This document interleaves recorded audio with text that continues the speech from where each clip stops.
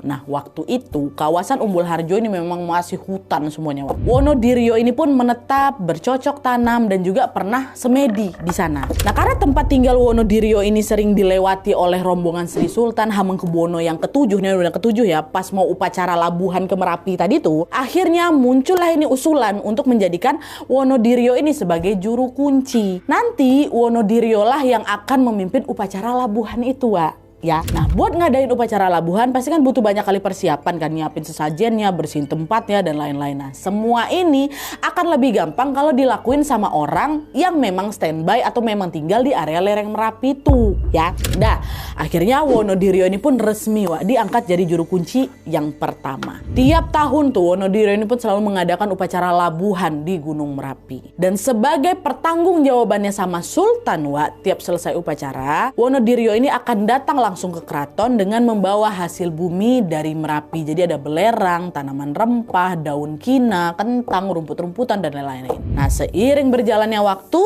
peran juru kunci ini bukan cuma ngadain upacara labuhan aja rupanya, tapi juru kunci ini juga dianggap sebagai pemimpin tak resmi oleh masyarakat sekitar. Di sana tetap ada itu yang namanya kepala desa, ada RT, ada RW kayak gitulah, terus macamnya lah. Tapi Wak, juru kunci ini dianggap setara sama mereka. Alhasil, gak jarang warga pun ngedatengin juru kunci untuk bisa minta saran atau juga masalah yang lagi mereka hadapi. Atau kalau misalnya lagi ada yang mau mendaki Gunung Merapi nih, biasanya mereka akan izin dulu ke juru kunci ini. Kira-kira kondisinya aman gitu nggak ya buat ngedaki, Pak? Kayak gitulah.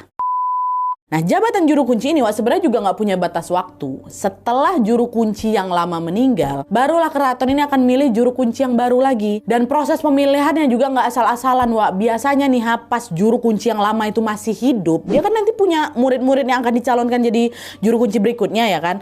Nanti keraton lah itu yang akan nentuin siapa di antara murid-murid juru kunci yang lama untuk menjadi penerus gitu ya. Mana yang paling cocok, itu yang ditunjuk sama Sultan.